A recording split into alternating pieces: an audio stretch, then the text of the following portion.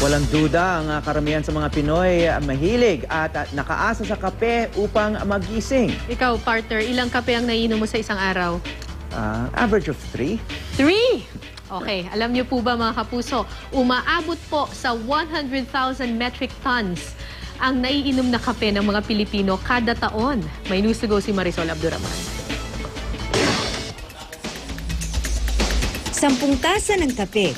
Yan daw ang tinutungga ni Jefferson kada araw para manatiling gising. Alas 7 ng gabi hanggang alas 7 ng umaga ang oras ng kanyang trabaho bilang gwardiya sa isang kumpanya. Kadalasan every week nagpapalit kami ng schedule. Minsan pang umaga, minsan pang gabi.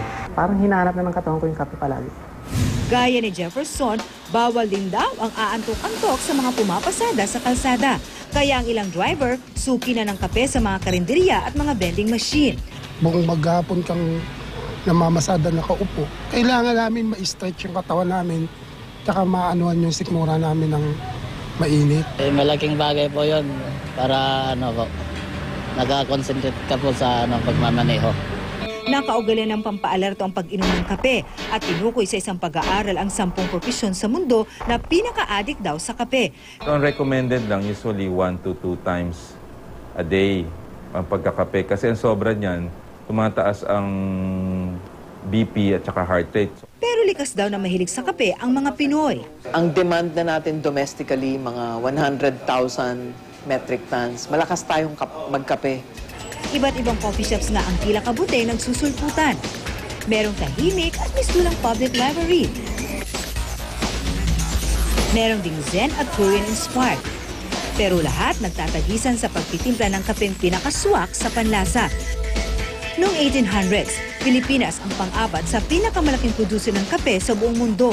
Pero ngayon, tila napag-iwanan na raw ang Pilipinas.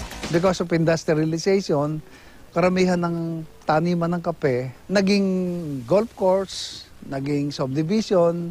Dito sa Lipa City, Batangas kung saan sikat ang kapeng Barako, ipinakita sa amin ni Jose Mercado ang iba pang uri ng kape na ipinagmamalaki rin ng mga Batanggenyo, ang Robusta, Excelsa at Arabica. Aminado naman si Jose na tila na pag-iwanan na ang Lipa pagdating sa produksyon ng kape.